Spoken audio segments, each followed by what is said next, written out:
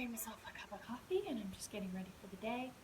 Today I'm going to do a little bit of hiking and getting ready for the trail, and also going to talk about why I'm choosing the Arizona Trail over the Appalachian Trail.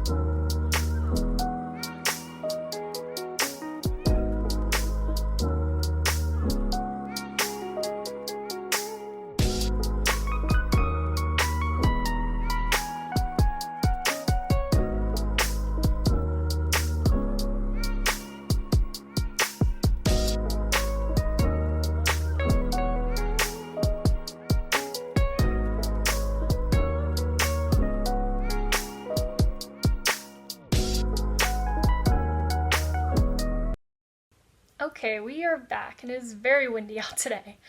But we're going to continue talking about the differences between the Appalachian Trail and also the Arizona Trail, and why I'm choosing to hike the Arizona Trail for this spring 2021. We're going to go ahead and start with a couple of facts about the AT, and then we'll talk more about the AZT. On the ATC's website, it has 2,193.1 miles for the length of the trail. You go through 14 states. There's 464,500 feet elevation gain and loss. So that's kind of the roller coaster that you go straight up and straight down those mountains. The trail was completed in 1937. It is one of the oldest trails and most well-known trails because of that. The highest point is at 6,643 feet at Clingman's Dome in Tennessee. It's a footpath-only trail. It takes about 4 to 6 months depending on how fast you hike, and the price varies. Usually they say about $1,000 per month, which could come out to around $4,000 to $6,000 or more depending on how much you're spending.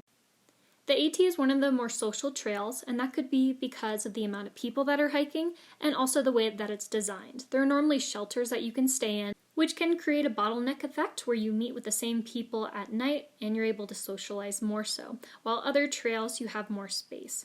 Also, the culture of the trail is heavily integrated into the local communities that help assist and support hikers.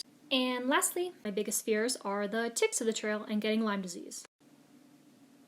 Next up, we have the Arizona Trail. So the trail is 800 miles. It only goes through one state, the state of Arizona. The approximate elevation gain and loss is 113,088 feet. It was completed in 2009 as a scenic trail. The highest point is at 9,148 feet at Kebab Plateau. It's open to hikers, horses, and mountain bikers. And the time that it takes is about 6 to 8 weeks depending. And the price I said was about the same, approximately $1,000 per month. So you can see that is already about $1,500 to $2,000 depending. And it's a newer trail, so it's much less social. It doesn't have as many people as the AT who are going to hike it, but it also is a shorter trail. Lastly, my fears are of rattlesnakes. Okay, listen. I'm not saying that the Arizona Trail is better than the Appalachian Trail or the Appalachian Trail is better than the Arizona Trail, because once again, they are both great, they are just different. But so far, the best trail for me right now is going to be the Arizona Trail. And I'm going to give you 5 reasons as to why. A little before that, let me just say I have not hiked the Appalachian Trail. I have thought very long about trying to do that hike. And I originally heard about the AT when I was on my PCT hike in 2016, and I was intrigued from the moment I heard about it. Just the culture of it, how it was through the East Coast, went through 14 states, and it's called the Green Tunnel. I just fell in love with the whole imagery of it. But it's really difficult to take off 6 months, and right now this is going to be the best option for me. So I hope one day, maybe 2022, maybe 2023, we'll see, I would love to get out there and give it an attempt. Okay, so now that those are all covered, let's begin with my 5 reasons as to why I am choosing the Arizona Trail, and it is the best trail for me to hike this year for 2021. All right, number 1, and I alluded to this, but it's overall is about timing. So I'm still working, I'm a seasonal worker for the Forest Service in Colorado, and I don't work during the wintertime appointment. My first day of work for this coming season is not going to be until mid-May.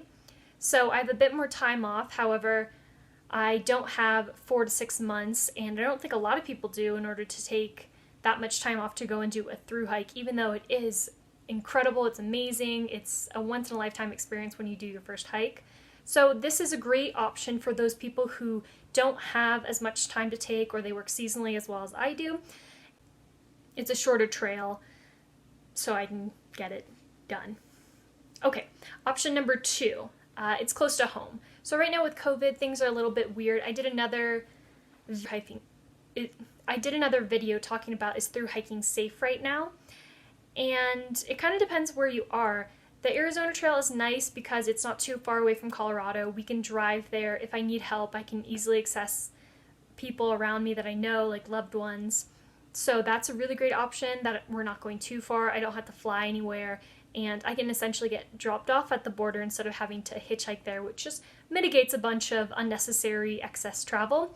Once again, I'm not trying to convince anybody to go or not go, or to do their hike or not do their hike. They've already made their decision, and this is just what I deem the most responsible and fits best with my schedule right now. So Arizona is not really that far away.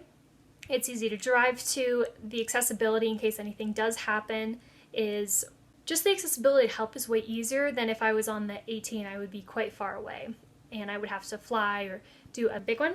Number 3, and I think this is pretty much the main reason, is I have unfinished business. I thru hiked the Arizona Trail in 2019, and I didn't complete the trail. I ended up getting off at like mile 500 something at Mormon Lake, and I didn't get to see the Grand Canyon.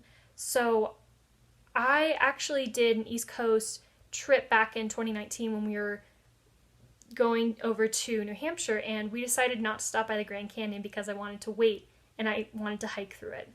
So that's a huge reason for me. I know I'm capable of doing it, but once again, things come up, and like COVID, a lot of people had to cancel their trip in 2020 because they deemed it unsafe, or they deemed it something that they weren't ready for, and things happen, injuries happen, and I'm really hoping to get out there and complete the trail, do a thru hike of the rim to rim for the Grand Canyon, and just enjoy my time out there. I mean, when you're outside, it's just such a great reset and way to refocus on your life and what really is important. And it just boils everything down to the most simplistic ways of getting food, shelter, water, and continuing on and just being the best person you can be while you're out there. Number 4, and we touched on this, is the Grand Canyon. I mean, come on, you get to hike through the Grand Canyon. It's so difficult to get permits to do a rim-to-rim tour, and it's very intensive on the body as well, too. So I am so stoked about that. I cannot wait to see it.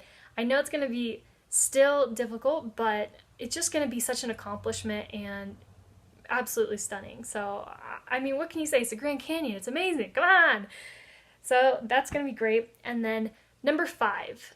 It is definitely not going to be as crowded as the AT. I think even in this year, I've been continuously following people's hikes, and I watch them on YouTube because I'm really interested in it, and I think it's fun and interesting to see kind of what they're doing and their lifestyle and how they're going on the trail, and just getting my first glimpse at it.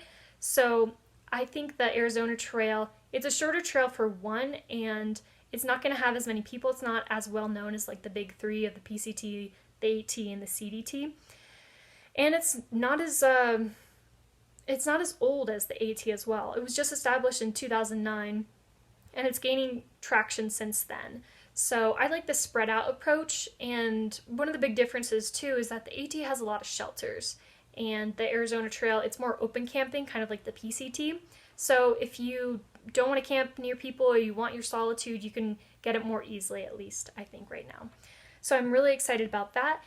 And of course, it's going to be interesting with the weather as well too. I've done the PCT and I've gone through the desert there, so I do have experience. This year I think will be more intense than in my 2019 hike of the Arizona Trail, because of the water conditions. However, I'm used to being in the desert, and I do love that sunshine. I mean, that's kind of one of the reasons why we love Colorado so much. And I know on the AT it rains a ton. It's beautiful there and green with the green tunnel, but honestly, I'm looking forward to a lot of that sunshine. So those are my top reasons of why I'm choosing to hike the Arizona Trail over the Appalachian Trail. I hope this gave a little bit more information. I don't think the Arizona Trail is as well known as the AT, and it's just nice to diversify. I know a lot of people have difficulty taking that much time off, or maybe might not be from that area, and there are so many great smaller trails that you can explore and get the time off. Alright, thanks so much for watching, and see you in the next video.